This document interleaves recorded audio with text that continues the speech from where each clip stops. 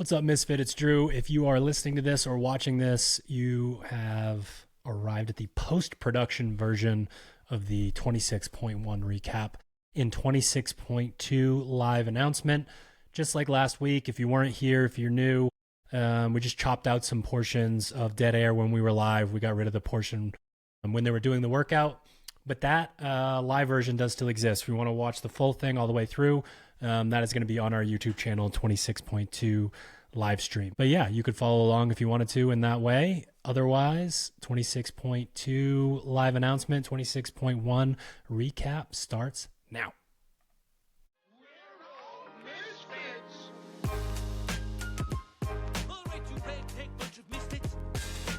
You're a scrappy little misfit, just like me.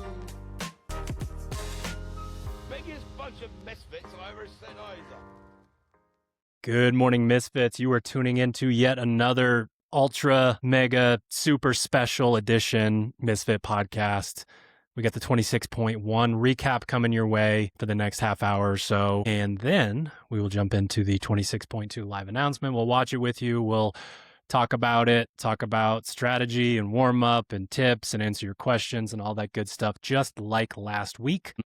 So most of the people that tune into this, that listen to the podcast, are aware of the fact that we started a supplement company years ago called Proper Fuel, and rest in peace, Proper Fuel. And what a lot of people don't know is that a lot of the inspiration for Proper Fuel was a YouTube channel called Derek at More Plates, More Dates.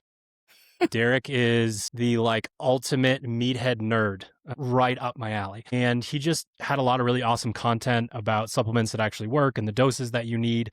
And that sort of sparked the idea to do Proper Fuel. And now that Proper Fuel doesn't exist, I annoyed someone at Gorilla Mind for long enough that they became a sponsor of the show. So if you are a Proper Fuel fan from back in the day, I've got some relics down here somewhere on my shelf, just as a reminder. But if you are a fan, our flagship product was Recover.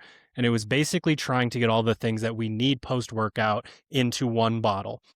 The next best thing is getting it in 2 bottles. And you can get what we were trying to do: protein, carbs, creatine, electrolytes, post-workout. And I've been doing the Intra Strawberry Kiwi from Gorilla Mind and the Vanilla Ice Cream Protein together. Tastes fantastic. And again, you get the flexibility that people actually ask for from us. Like, hey, I love Recover, but I would also like Just Whey. So I can use it in other scenarios, other contexts. So maybe it's not even the next best thing. Maybe it's just as good because it's got some flexibility there. So you can head to gorillamind.com/misfit or just use the code word misfit at checkout. You're going to save money on what I thought were the best supplements in the game, even before we were ever involved with them way back in the day. And you support the show by doing so. So gorillamind.com/misfit. Paige, you did 26.1. Not once, but twice. Yikes. Why don't you tell the people about that, and then maybe just commentary on doing the workout? Because I'm sitting in this chair, typing and doing whatever, not doing wall balls. So tell us about it. Yeah. So our gym here is no longer an affiliate. So I submit my scores via video. So I have it judged by the public. And I want to leave no doubt in my video. So I went back and watched it. Kind of a rush job on my part of getting myself set up and ready to go. First time doing it Friday Night Lights here as well. So that was kind of part of it. But again, I take responsibility. And I didn't like what I saw in my video. I didn't like the angle with the squat depth. And it didn't sit right with me. And I don't want the public scrutiny for it. So ended up doing it twice, which the second time I tied my score and I got a 3 second slower tie break, which is kind of sad, or 4 seconds or whatever. But with the way that I felt and to watch my video and feel like I was literally moving in slow motion the second time, I will take the same score. Oh yeah, for sure. So no doubt in my video, I'm not questioning anything about it. And I mean, thank God we do so much C2 bike zone 2, because my legs handled it, and I actually the soreness after the second time was not nearly as bad as the first time. When you say we, you mean you, because there are people watching this that are not doing their zone 2. Guys, and they're hurting, and maybe now they'll do it. Yeah. I mean, Let's hope. granted, I was sore for 4 days, but, so was Yeah. everybody else. And to go back Yeah, and do it a for second sure. time, just, it wasn't as bad. But And for the people I will put out there, I watched Paige's first video, and there weren't any reps where you would pause it and say she's above parallel. Like, this is no good. But there were plenty where from the angle you were like, it's probably a good rep. yeah, and the speed and Exactly. Yeah. Yeah. So that makes it tough. And obviously the angle, I won't call you short, but maybe you are short, and maybe that's not the easiest thing to kind of show range of motion. So definitely a shout out there for the integrity for that, because that's the kind of thing where you probably would have been totally fine. And it's just kind of a reminder of like what you do when the darkness comes to the light, sort of a thing. So yeah. I thought it was cool that you did it, and I will tell people I did not tell her to redo it. So that was He was didn't. 100% on her own. Yeah. All right. So this was, again, a very cool workout just from the perspective of the message that we've been trying to put across to people. And I thought that the way that we programmed leading up to it prepared people pretty well. Now that we're done with it, I can say something that I had a bit of restraint with in the Telegram group. When we get into these phases and we talk about a strategy that's supposed to game the workout a little bit, we can't get too cute with it. And people were like, all right, here's what I'm thinking. I'm going to do a half a wall ball. I'm not even going to do a wall ball. And then each round, I will just do twice as many half wall balls. And that's obviously a joke, but we don't want to get too cute with like, okay, 10s, drop it and pick it right back up. And then all of a sudden people are like, I might be going 3s or 4s. And it was a 12-minute workout. So it's just one of those things where like, I kind of left it alone in the Telegram group, but after the fact, we'll say it now so that maybe you can bring it into this next one so that people, again, like, it's still nasty. You still got to grind. You still got to hold on to the wall ball. You still got to kind of do your thing. Yeah. So with that said, we will read off the top 10 men and the top 10 women, but then every single person who put their name on the Rain or Shine leaderboard will be up for a Sharpen the Axe gift card to get you some Misfit gear. So if your name gets called and maybe you get some free shit anyways, or I would send you free shit, we're going to go to the next person. And if you're listening to this and you're like, they just said my name and I don't have anything, you also get to message me and say, hey, give me my free stuff. So it's just maybe more prizes depending on. So I'm going to read the top 10 men, and then Paige is going to press a little number over there and tell me which number gets the prize. So shout out coming in at number 1 with 331 reps, 229th in the world is Adam Selmani. Then we go to Kyle Moline, Tyler Kluver, Wyatt Mell, DJ Machinsky, Michael Zekin, John Domick, Anthony Greco, Nicholas Cole Butler, and Hunter Stewart. And because he is an absolute legend on Telegram, Jason Barrow, 2 reps behind in 11th, is going to get a shout out as well. Paige, hit me with a number. Let's see. 16. Number 16, Peter. Man, with the names, I gotta go on to like ChatGPT or Google before this. Peter Nazaritz. Peter Nazaritz. Huh? That sounds fair. I'm going to add like $5 to $10 to $20 to $30 to your gift card because I can't say your name, Pete. I apologize. You know where to find me. Telegram, coach@misfitathletics.com, email, DMs. We'll get you set up with your gift card. I will say from last year, there are some gift cards that have been unused.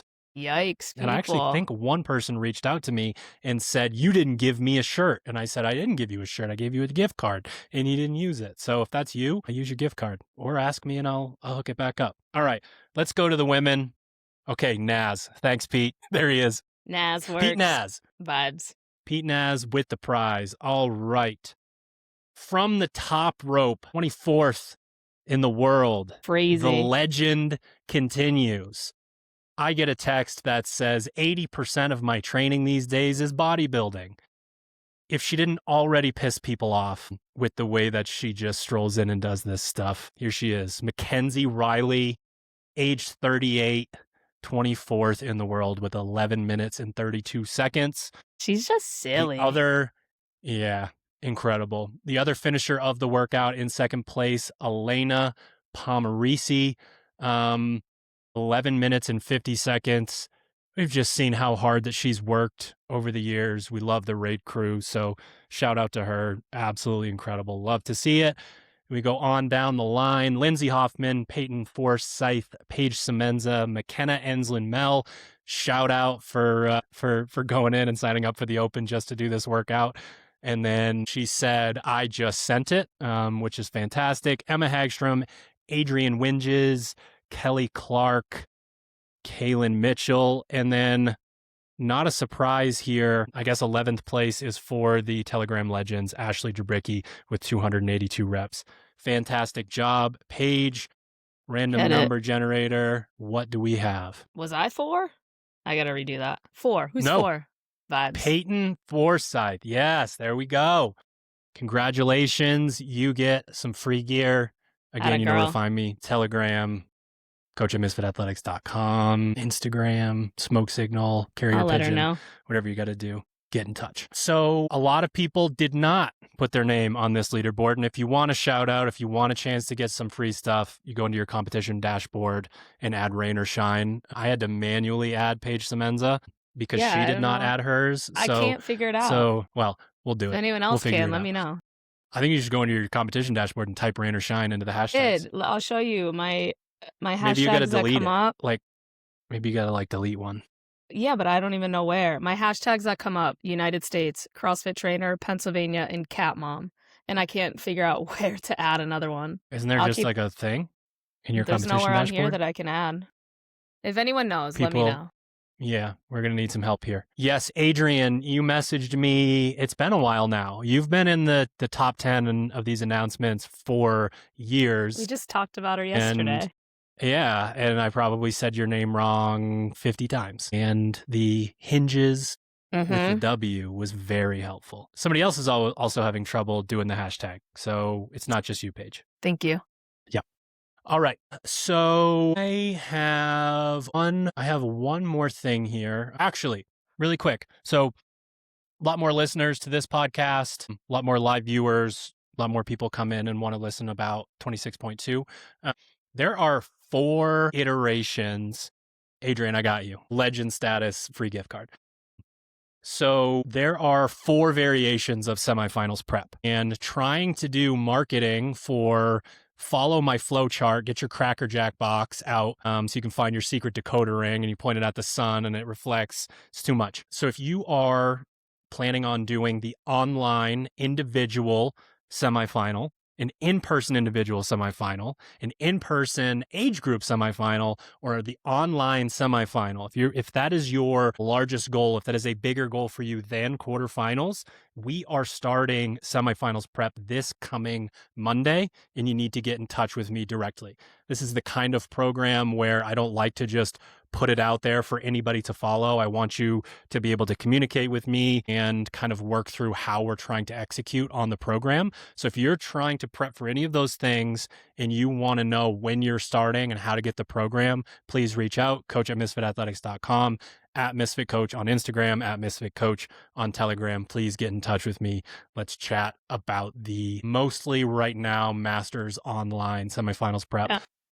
Starts this coming Monday. Okay, so this is going to drop soon. This is a little bit of a teaser, but we got a Misfit Mind post coming out tomorrow that just feels very like technical difficulties, ladies and gentlemen. Welcome to the live version of the show where I can't just edit this out. So I think it's very timely. I'm listening to a podcast and there's this famous, yogi, Buddhist, monk, spiritual teacher who was famous for exuding a calm confidence that people were just like it was incredible to be in his presence.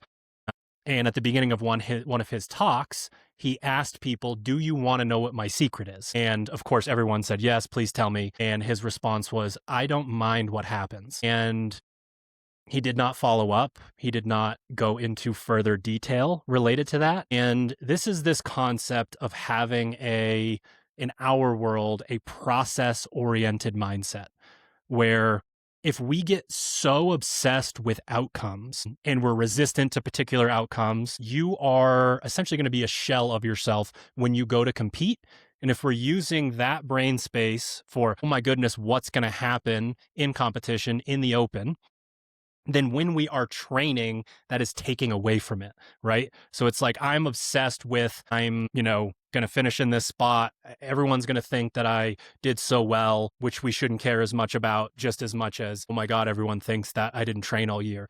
And again, that takes up that brain space where we don't get to really buy into the process. And you would think that telling someone in a competitive realm, I don't mind what happens is the secret, is like so counterintuitive. Like it's this like blasé attitude of who cares? It doesn't really matter. But what it does, again, is it gives us the opportunity to be present and have freedom in expression of the way that we did the work, and now we're just showing it. So it's a really powerful thing. In the coaching realm, it's very much the be the thermostat. If an athlete's like freaking out celebrating on event 1 or event 2 of a 6-event weekend, we try to kind of bring it back down, get ourselves back to a place where we can go to execute. We have someone who has a really bad event. We have to have that conversation of like, we don't get to choose the order of these. So we need to get back to where we were. Like that might have been a damage control type of thing. That happens all the time. And then something that I think will resonate with you, Paige, it definitely does with me, is this is a really hard mindset for a competitive person. 100%. Like it feels wrong in a way. But when you coach it, when you help other people, because you do believe in the concept deep down, when you help other people through adversity and you help them kind of brush it off and move on to the next thing, you have to exude that confidence, that calm confidence that you're trying to get them to do. And then you start to embody it. It starts to become a part of you because you see in them what the actual change is there. So I would just say to people, you've already done everything that you can, good, bad, or indifferent, related to this stuff. And if you can just go do it instead of, I'm so nervous, what are people going to think? Am I going to think that this was a huge waste of time? You're going to do better. Yeah.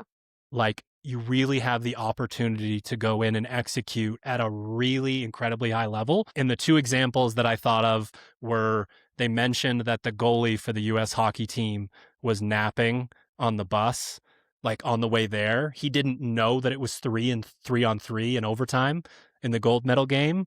He just, like, he's one of those people that, like, his parents didn't let him obsess over hockey.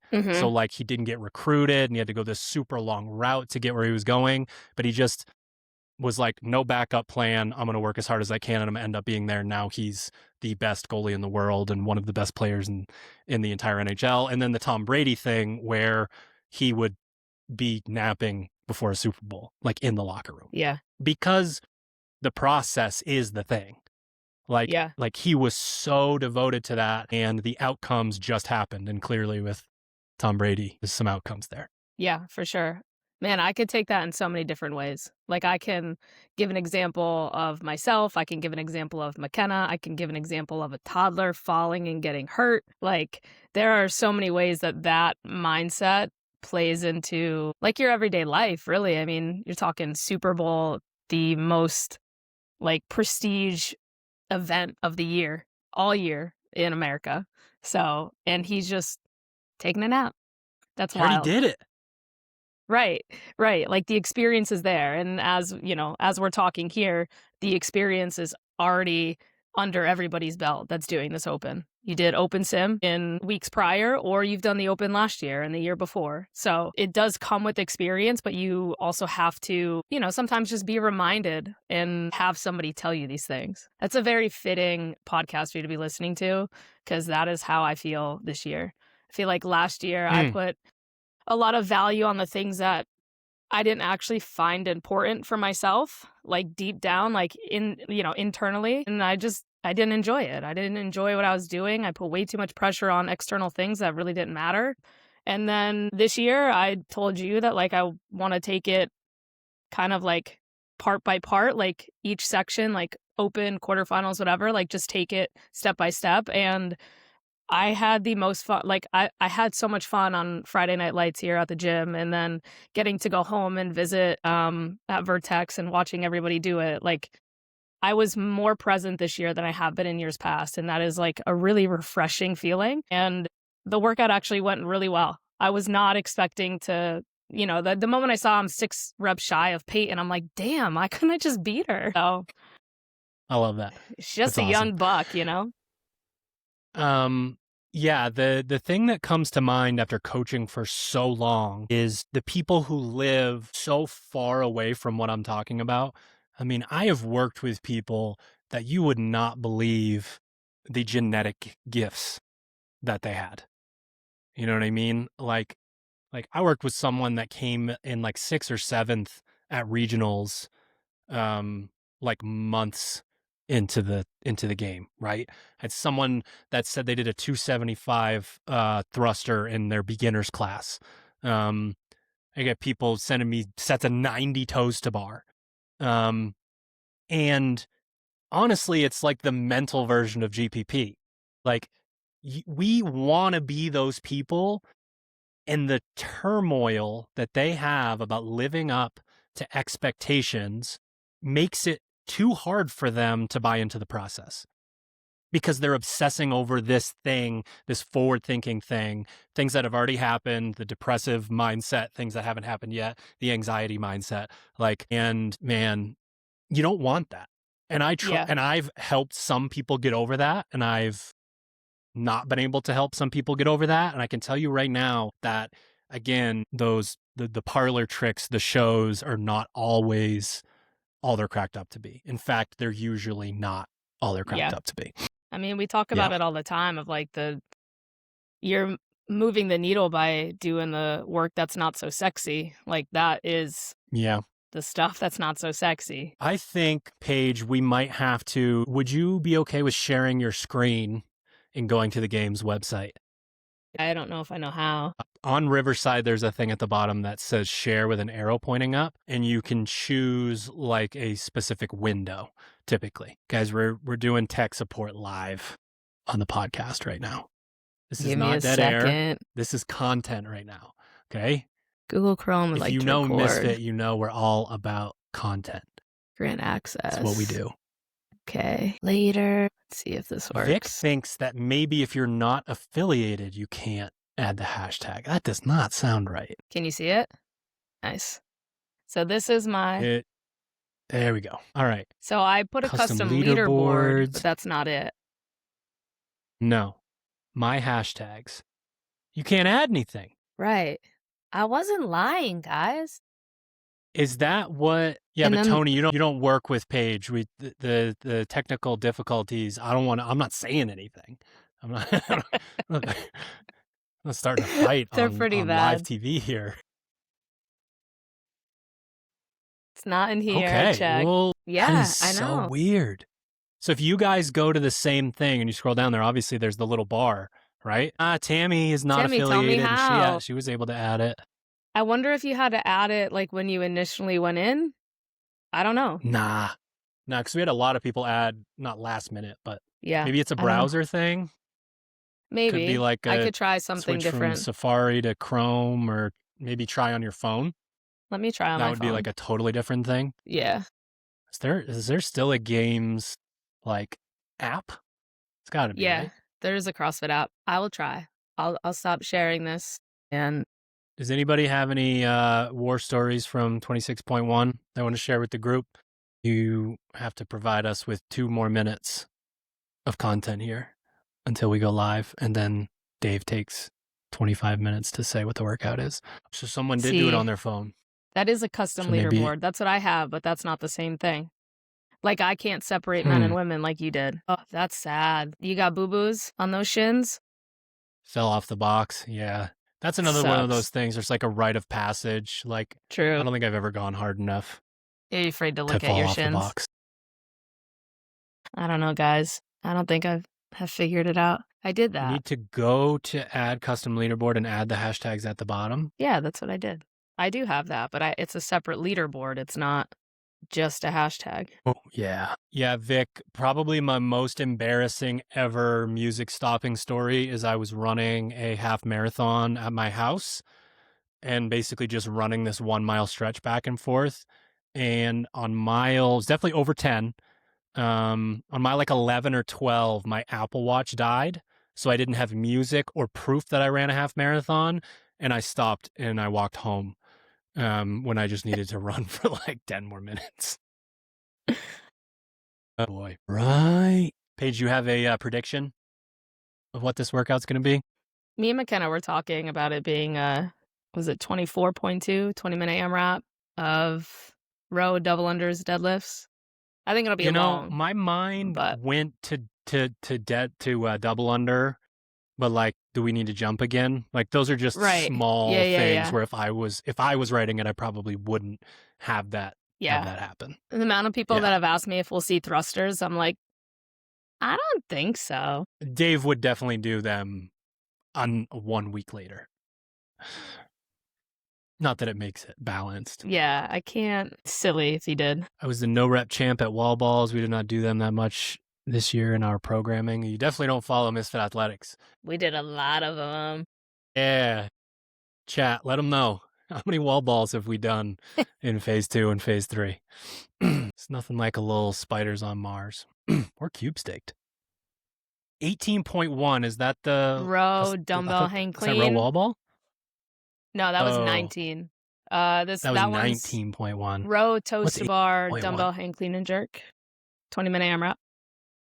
You know it was a good one. They won't do it, but the long AMRAP of the toe to bar double double under wall ball? Dumbbell thrusters. Oh yeah. It was they like won't do that again, but that was like 6'6", 4'6", 24. Here, you got sound going on? Am I missing anything? I just see people doing the wave. Yeah. No. I didn't know if Dave was gonna like launch out.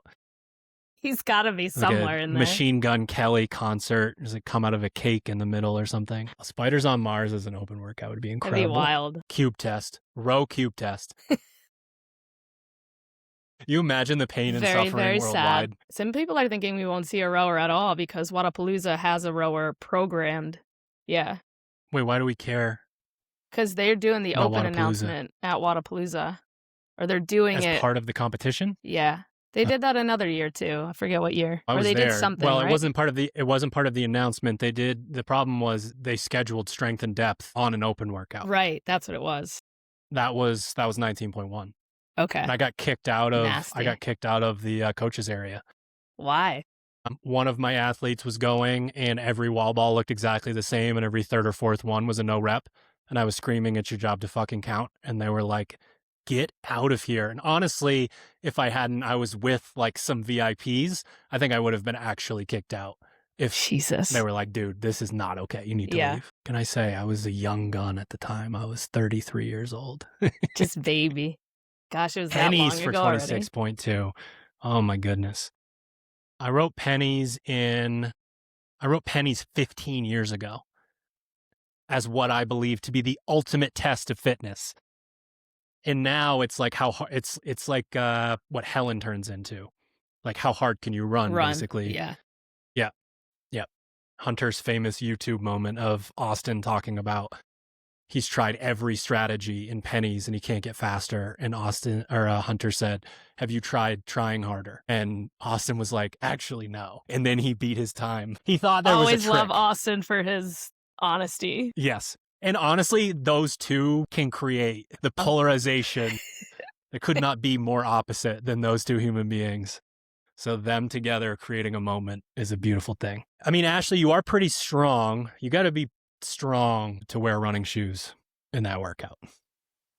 That's for damn sure. Paige, what competition were we at? Oh, I probably shouldn't. I won't say what the shoes were. But we were at a competition and you were wearing some shoes that were supposed to be CrossFit shoes that were more runner shoes-esque. It was definitely this year. Yeah, it's just that Rogue because of the big ass fucking barbell. What was that thing called? The strongman bar. Oh yeah. The log. The log. Yeah. But like that was basically everything that you were doing where you were stabilizing with both of your feet on the ground. You were like doing all this. And I was just like, I can't tell her right now because I don't even know what shoes she has. But like, Those I are probably it. said in my head, I hate these fucking shoes like 100 times. You said that at the end of the weekend. Yes. I have to get something off my chest. This is never again. Please don't go back and watch it. Don't go back and watch and figure out what shoes she was wearing. I'm like, can I get some rads? I just emailed Adam. Adam Klink works for them. I'm like, hey, can I get some? He's like, yeah, what do you want? I got the Misfit ones. Mm-hmm. They had those purple ones and super comfortable. Yeah. Like crazy comfortable. I do I'm need not to really go. the person to ask to test out shoes in a CrossFit setting, Yeah. but like very comfortable shoes. Yeah, I do like them. I don't even have an issue running like short distances on an assault runner with them. They've been pretty good. Let's see. Where are they? I just blacked out. I don't know what she just said. Wow. 500 members signed up for the Open. That's crazy. CrossFit Black Edition. Is that what it said? Yeah. What modification would you make to pennies to make it more current? So we've had Good this question. discussion, and I actually like that it is. I would create a totally different workout. I like that it is now for the best in the world. How fast can you run? Because that was awesome to watch. That was the version of Helen that was done at the games was really cool because you got to see that. Like, I would definitely just write a different workout that was monostructural gymnastics weightlifting. Because honestly, the idea of the muscle up and people put too many eggs into that basket, honestly, because it's like the cool movement, I probably wouldn't even do that again. But at the time, the ability to do those squat cleans and the muscle ups and be able to run was crazy. But again, that was 15 years ago. So I would want to have like a training camp weekend with some of the best athletes in the world and just see how fast they can go. Yeah. That would be how I would want to see that for sure. It was 155 back then, 225. Like, Yeah. that's what's crazy to think think so. about. That's I think heavy so. back then. Yep. They're in Portugal. Yeah. Tony, calm down. You don't have to tell us twice with exclamation points both times. He is in the sea of. Thank them for giving us these representations of this, Mhm. right? Agreed. Because they're, however good you think they are, they're like 10 times better. It's hard. Paige has context. It's hard for us to have context for the machinery that they're working with in a workout like this. So when they show us that there's probably, honestly, for all three of them, a slightly slower version where, hey, break up those pull-ups a little bit. It's just, again, it's got nothing to do with whether you can do them or not. It's Right. what is going to happen to you with the state that you're in metabolically, muscularly, once you arrive there. Yeah. And, if you're going head to head with somebody and you see them pull ahead in those first 80 feet of lunges, just smirk a little bit. Exactly. Hold yourself to your plan. That's going to be Yep. a big part of it. I can only imagine how bad first goes would be without the announcement. Because, I mean, obviously they already are and they're going to be anyways because Hot you get mess. so excited and the coach always puts Rage Against the Machine on with the 3, 2, 1, go and it's Yeah. turned all the way up. But like, we don't want to get too cute and we don't want to do this workout unless we don't have our muscle ups. If we don't have our muscle ups, you go. Yeah, for sure. You go. You're going in for this time. workout. Yeah. Take a minute break after you're done in whatever, 4 minutes, 5 minutes, 6 minutes. Just sit there and wait before you start doing your stuff. And go flush out that body afterwards. Damn. Yeah. Jay Alexander wants to know, Paige, what is like competing against Lucy and Amy and them being two emerging stars in CrossFit? Thanks for being a fan. They're very professional. They are, I don't know if you guys saw like some of the reels that CrossFit was posting about them, doing a TikTok or whatever beforehand, but like it's not cutthroat with these guys. And I think that's what makes it an enjoyable experience when you're competing against them. I've seen Lucy training quite a bit when she came from overseas before World Fitness Project. And again, very professional. You could tell when she's locked in, but also very respectful at the same time.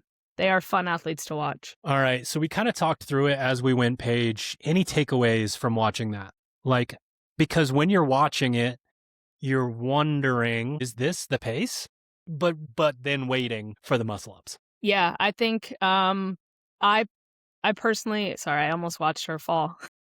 I personally I like muscle ups, but I know I need to be smooth and strategic to get there. Um and it is one of those workouts where, like, again, being in a group like that, I'm going to go out faster than I should. And I'm going to have to, I think you playing around with that. Nice work. I didn't mean to do that. I didn't even know that was a thing. Yeah, it's that calm is smooth is fast in the beginning, and very, very intentional on when I'm breaking. I'm not forcing reps early on in this kind of workout.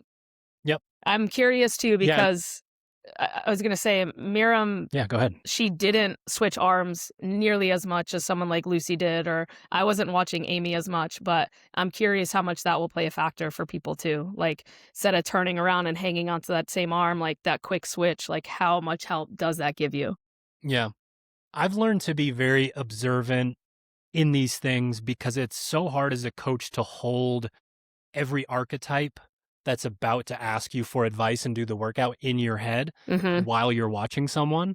Also because people surprise you. The evolution of the sport surprises you. Someone will move and get to, I mean, she ended up having an issue with the lunges, but someone will be in the neighborhood of 3 minutes after 2 rounds and still like finish the workout the way that they intended to, but it's going to be like a couple people in the whole world. So that's part of it when I'm watching it for sure. And just like you said, like, I mean, they were at the muscle ups for, that's a long time to be at the muscle ups for 20 For 20. for athletes of that level. How long? What was your split there?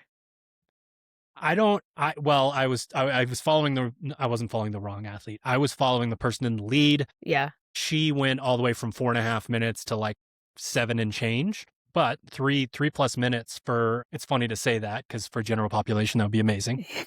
So if you do that, listener, congratulations. But probably if I had to guess, roughly 2 minutes-ish for the other two, in that range, at least. Yeah. That kind of thing. They were probably closer to 4:45 plus when they got to the rings, and Lucy finished at 6:52. So again, for those athletes, we could be talking about chopping 10 or 20 seconds off with some of the nuance of, like, I know for me personally, but I'm a little bit more fast twitch. I would probably go right arm for like 2 or 3 and then switch personally. Yeah. But if you are actually fit and like conditioned, I don't think there's anything wrong with, like, well, I don't know. What do you think? Would you transition twice during the workout? My arms overhead? Like, would you go down, switch, down, or would you go down, back, switch? I would probably go down, back, switch, or I would go 3 lengths and I don't know. I kind of have to play around with it. I Well, don't a lot of hate times the it is idea based of on feel. switching. Yeah. And you can adjust Yeah. as you go, for Yeah. sure. Yeah. But I don't percent. hate what Lucy did with switching overhead. Like, I've practiced that before. I feel comfortable with it. And for me, knowing grip is like the main thing that I'd be concerned about by the time I got to the muscle ups that might be better for me in the long run.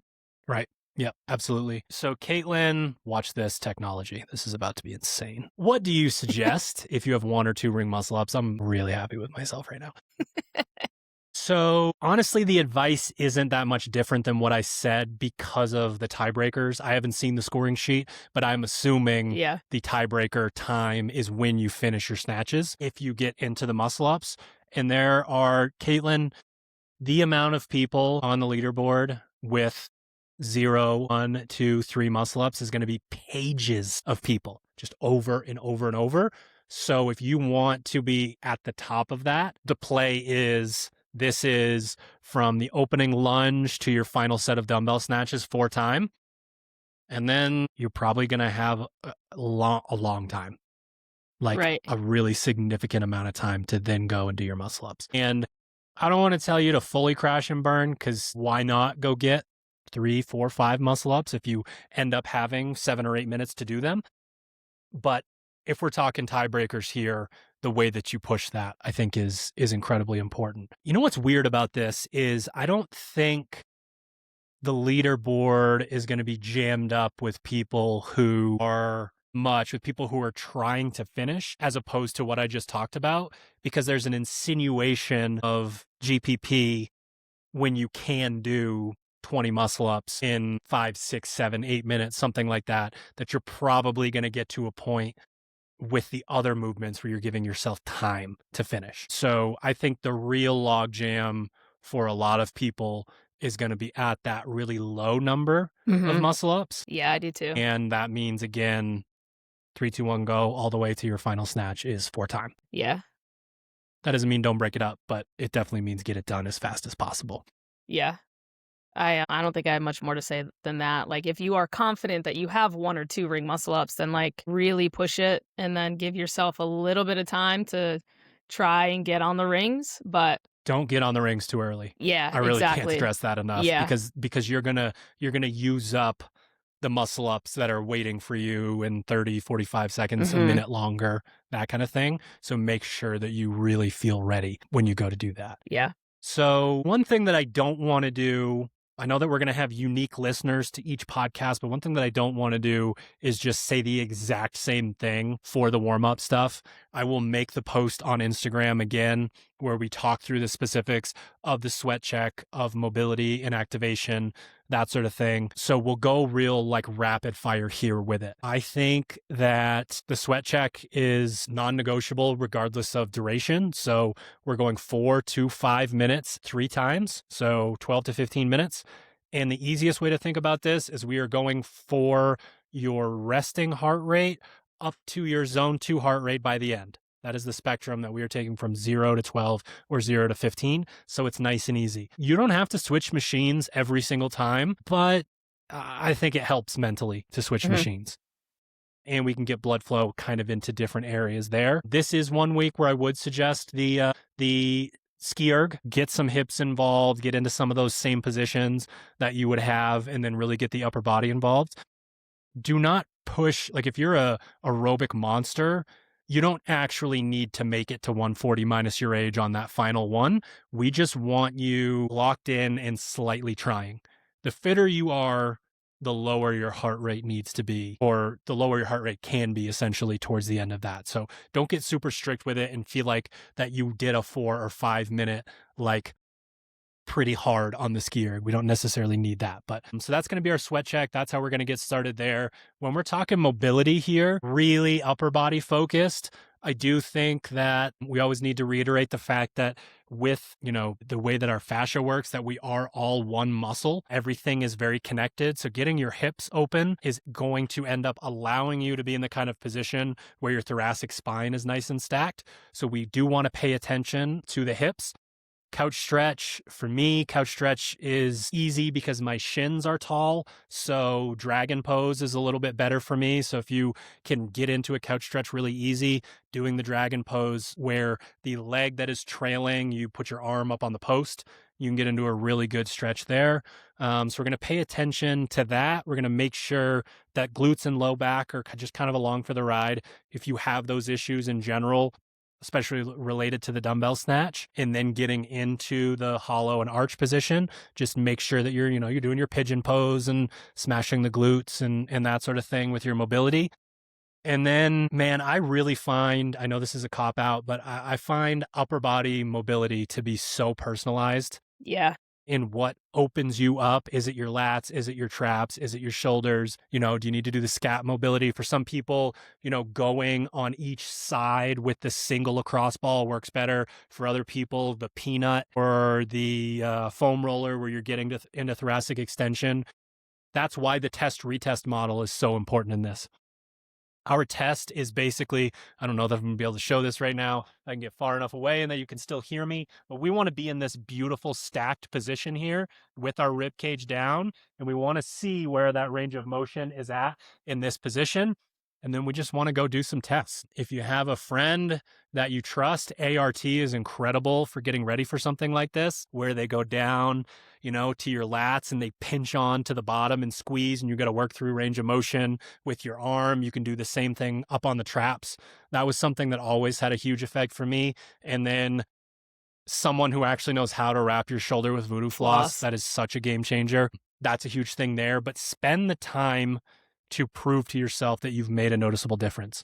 It can be cool to do the bilateral stuff and then like one arm straight up overhead and the other one looks like it's bench pressing, because then you can then go do that to the other arm. But take your time. You've already gotten warm. You've already gotten sweaty. Give some love to your upper body. We don't know whether you're jacked and your biceps pulling you forward, or it's your pecs, that sort of thing. So that whole, all of it, all the way around, everything that you can think of that is basically from like mid-spine up in your body should be addressed if it feels tight while you're trying to work through these things. The actual activation here, I personally don't do a ton of upper body activation.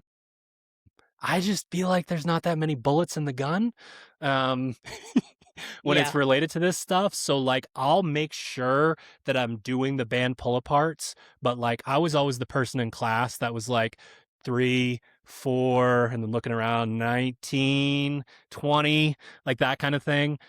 Because I did notice a difference, but again, a little bit more fast twitch there. So the activation is just to make sure that the musculature is firing after we've done this. And then specific warm up, this is probably the easiest way to explain how I do the ascending level of difficulty and skill related to a movement.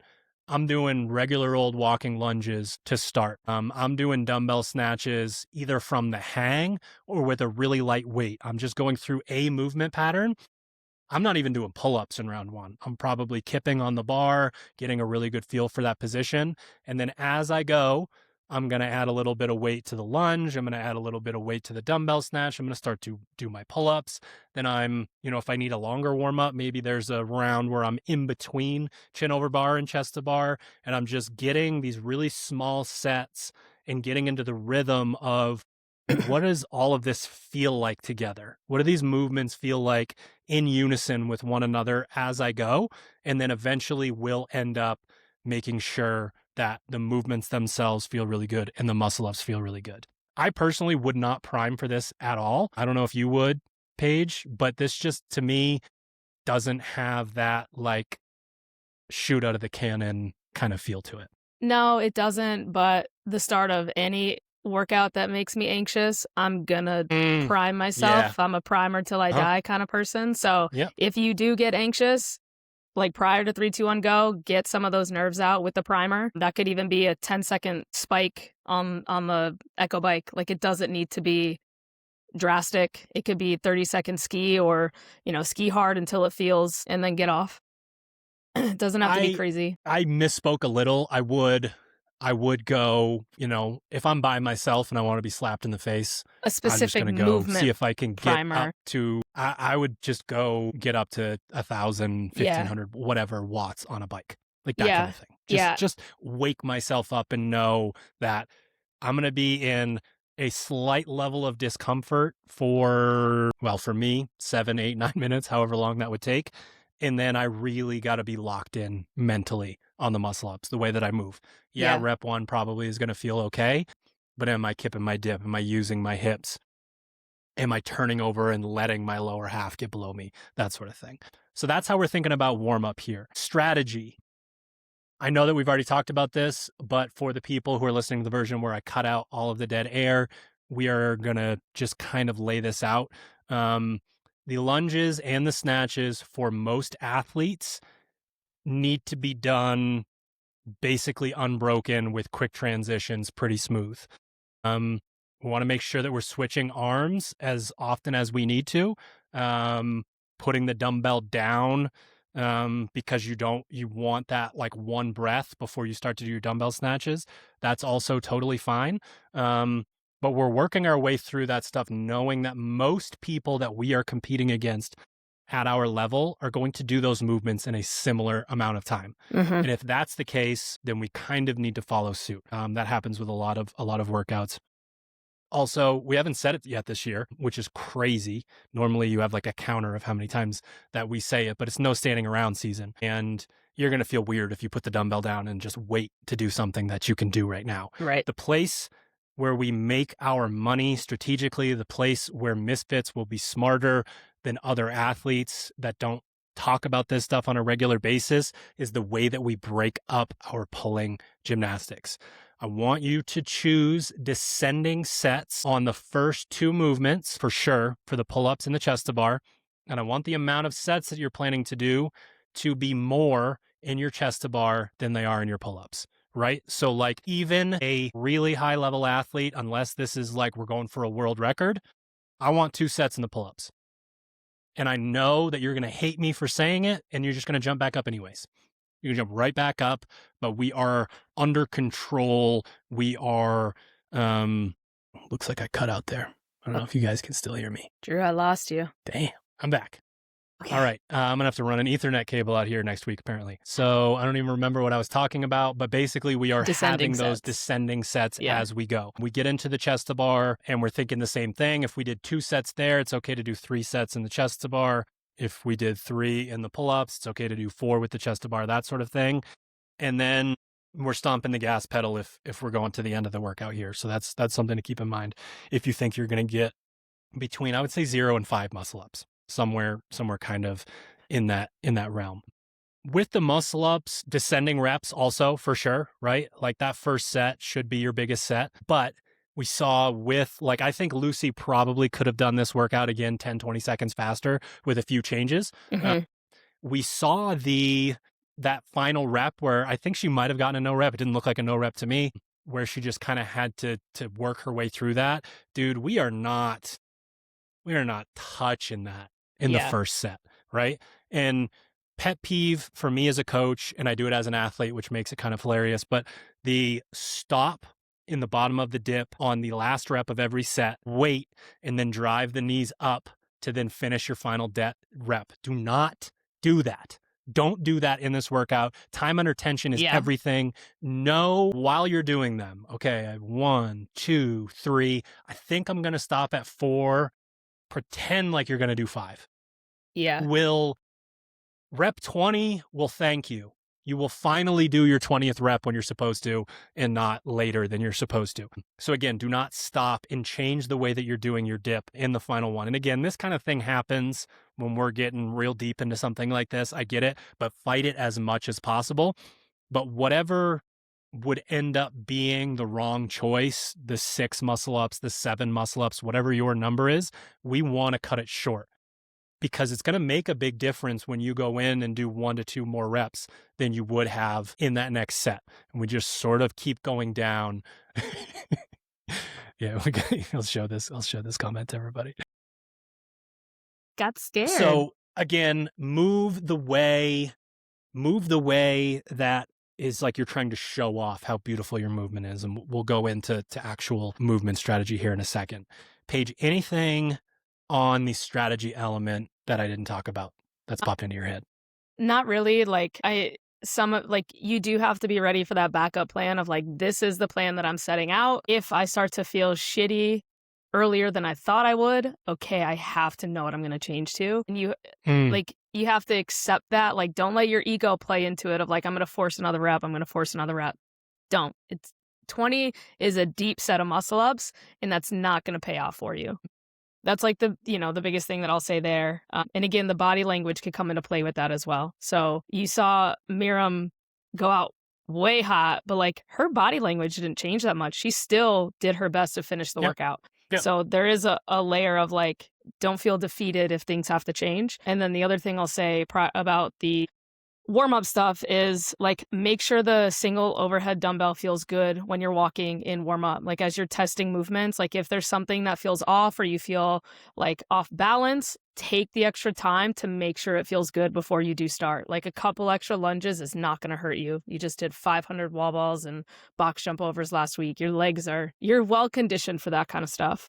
Yeah. I don't think you're going to over warm up the lunge or the dumbbell snatch. I don't think that's going to happen to anybody.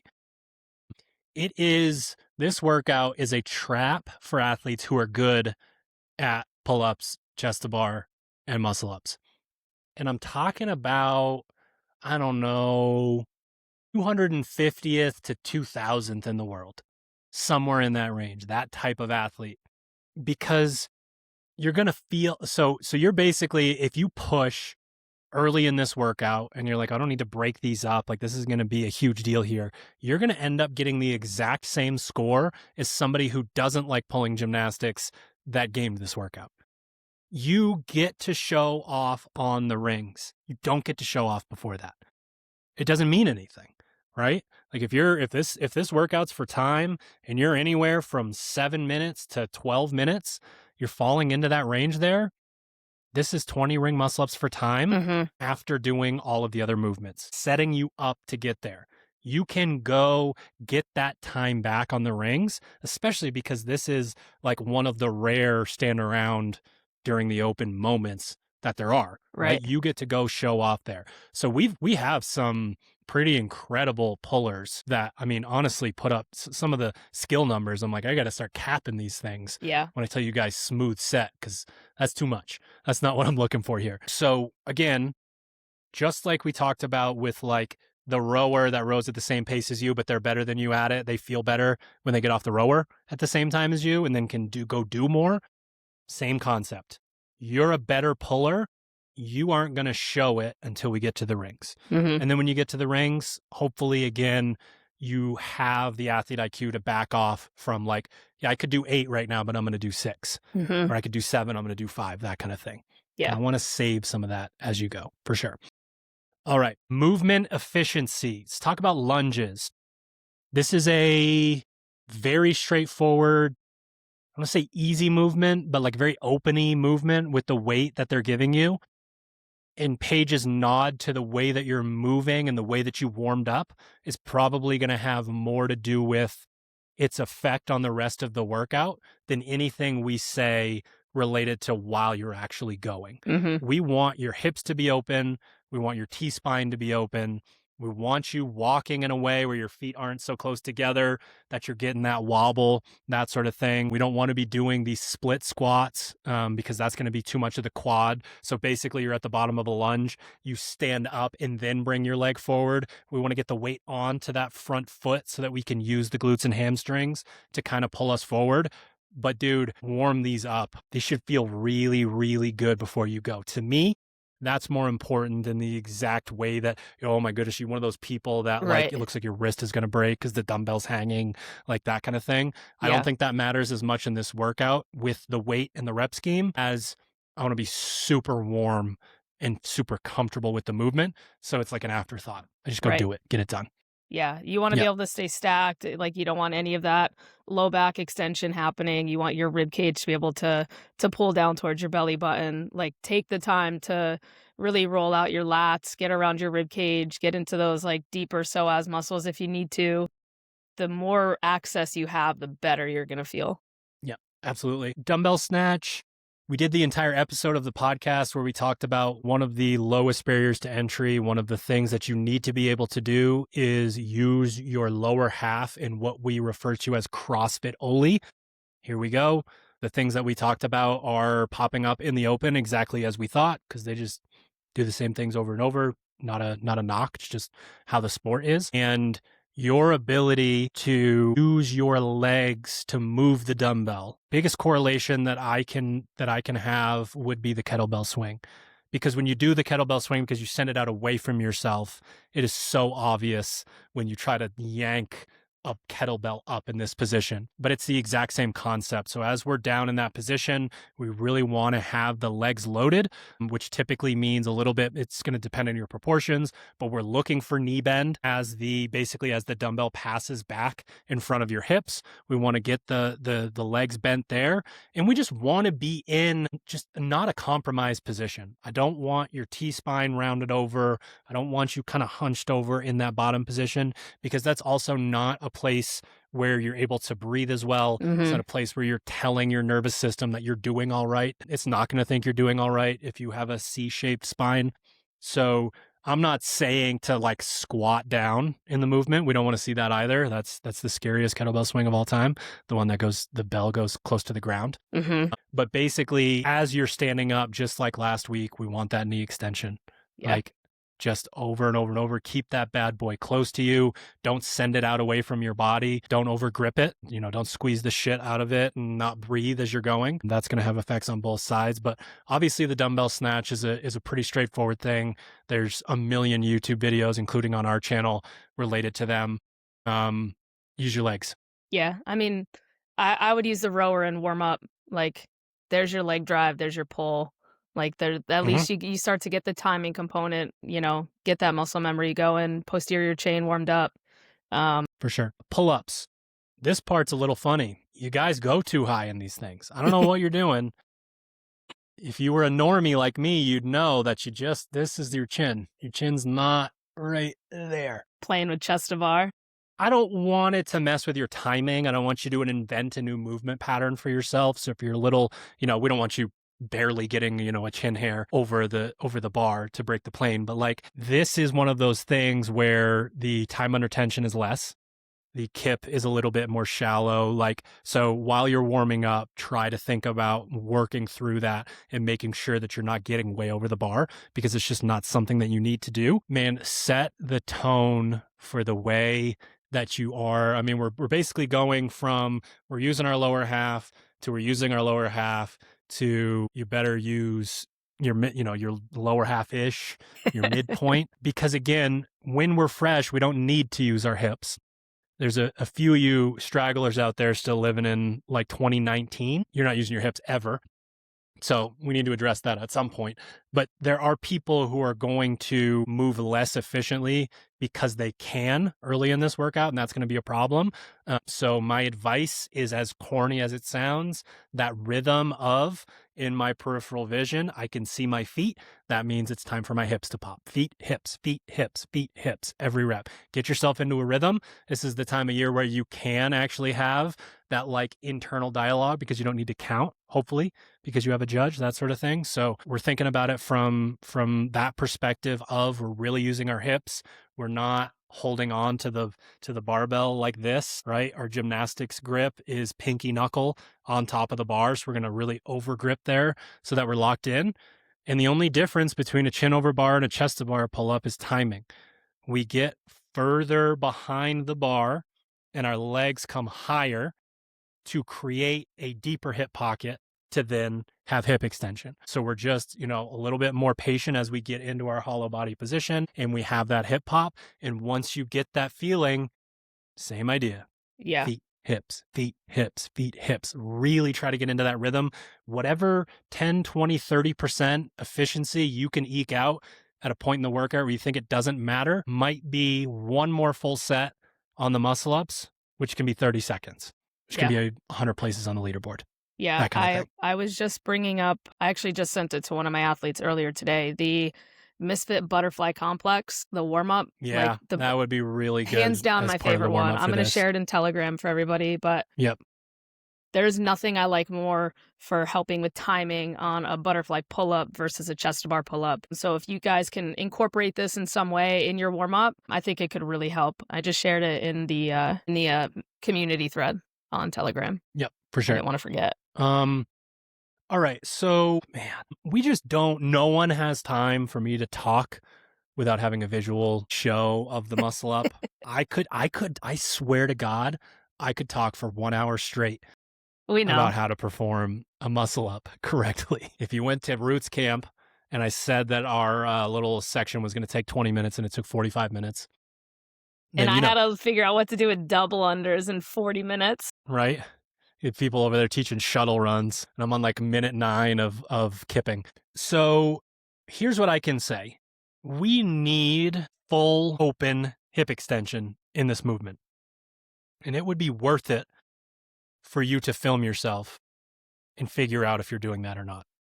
Because the people who start CrossFit with an abundance of upper body strength that can just get over the rings, just die out in these workouts, right? You're the cool jacked muscle up person in your gym, and everyone's like, "Go! What is he doing?" And it's like, well, I don't use my hips, and my arms are gone, so I don't know what to do here. So we're paying attention to that. I would say we are paying close attention to the angle of our torso. One of the pitfalls of learning a muscle up is that we are, and honestly, this goes for muscle ups, kipping handstand push-ups, getting myself over the rings one time and getting myself over the rings 20 times just have a very different feel to them. And people learn the wrong things. They learn like, what can I do to just get one of these? And what we see is an athlete hits hip extension and their body is like this. Their torso is like this. And they need to rotate all the way to here from this position. And that is a massive range of motion, especially if you're struggling, right? Like if someone who's amazing at muscle ups did them wrong in that way, they would just be able to do less. But when you are trying to get a muscle up and you need to get yourself so high that you can then send your entire body over, that's a problem. So step number one with this is the body is typically going to follow the head. The head is going to follow the eyes. So while I'm doing a muscle up, I'm picking a spot on the wall straight in front of me across the gym, and I am staring at it through the entirety of my set. We found this out in a lot of ways because when we studied the best muscle uppers, their position looked the same. See if I have enough props here to show you guys what I mean. So they're in this body position, so less of an angle, okay? Their leg is hanging like this, but their chin is tucked up here. They're in this position. So each person that we watched, so you have someone who like is very similar from a genetic standpoint. You think they would be able to do the same amount of muscle ups as the other person. It's literally like, are you an open or closed Pez dispenser can be whether you're good or not. The people who are able to just transition quickly through have that angle that we need and the chin is tucked, and then getting through the rings is very subtle. The person who either is laid all the way back or is at that same angle, but their head is like that, has to whip around and come through. And that's a huge issue in that position there. So we want to think about, again, that full hip extension, little bit of an angle to the torso, and our chin tucked. From this position, our number one problem with the muscle up, the most common fault in people who have their muscle ups, is from that position there. Watch this. This is going to be sick. All right. We have our marker. Man, for the listener, this is terrible. I'm really sorry. Go to YouTube. All right. So we're in this position here. And what do people want to do? They want to go like this.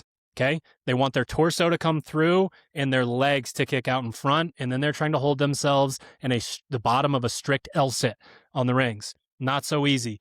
But the best muscle uppers in the world go like this. They turn over and that angle between their torso and their leg stays the same. Okay. Watch really good muscle uppers. And they're here, they kick over and their legs just follow. They follow in behind there. And the beautiful thing about that is the most natural version of, not only is it easier for me to get over the rings than you, it's now also easier for me to kip my dip because I don't have this really long time to bring my legs back behind to get into that position. So I will try in less than 1 minute to say that in a way that the listeners could think of. So we have a beautiful kip. We have a full hip extension so that, again, the hip is fully open. We don't want to exaggerate it and have the hips above. We have a torso angle that is not parallel with the ground. It's a little bit more upright. We have our chin tucked.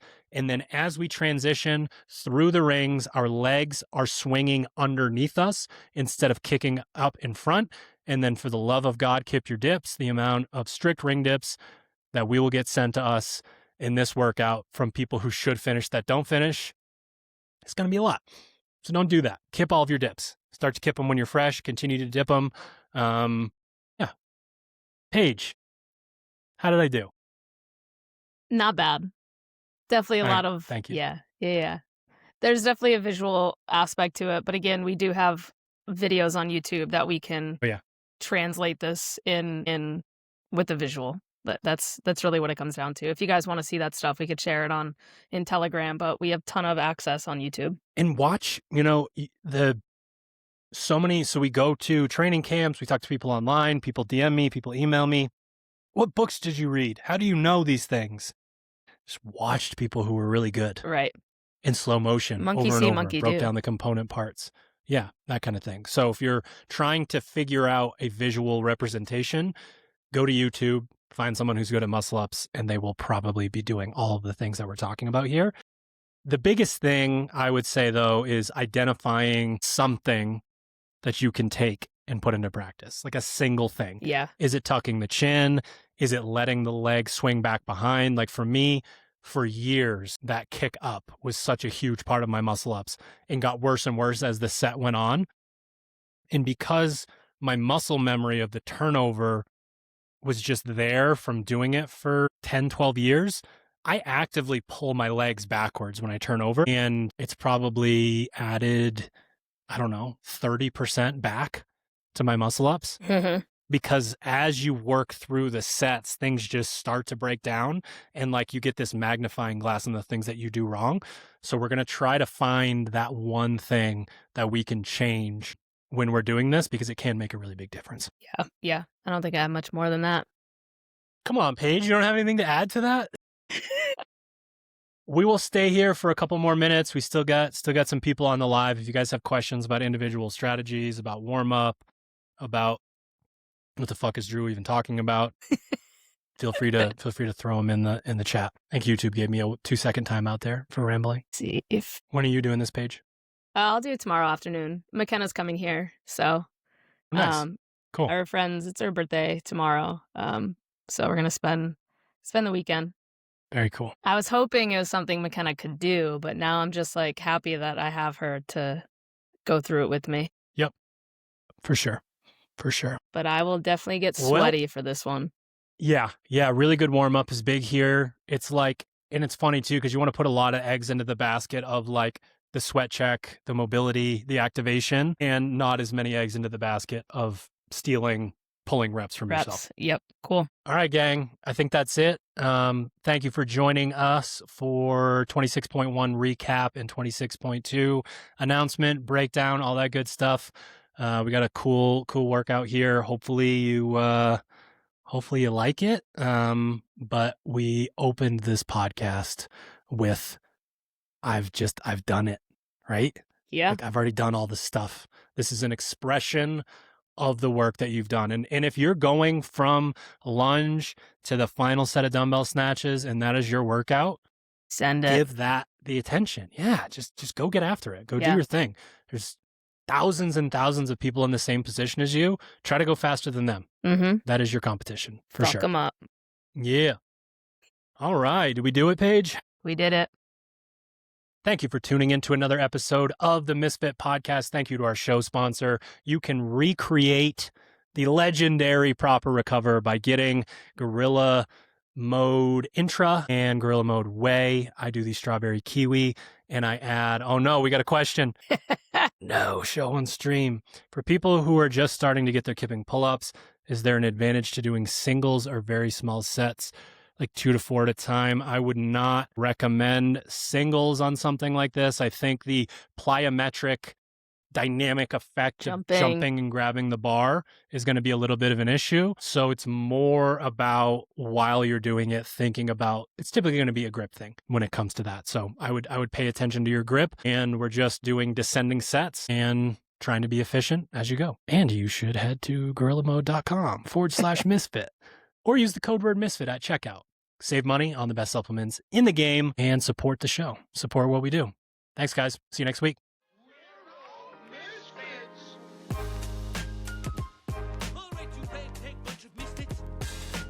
You're a scrappy little misfit, just like me. Biggest bunch of misfits I ever set eyes on.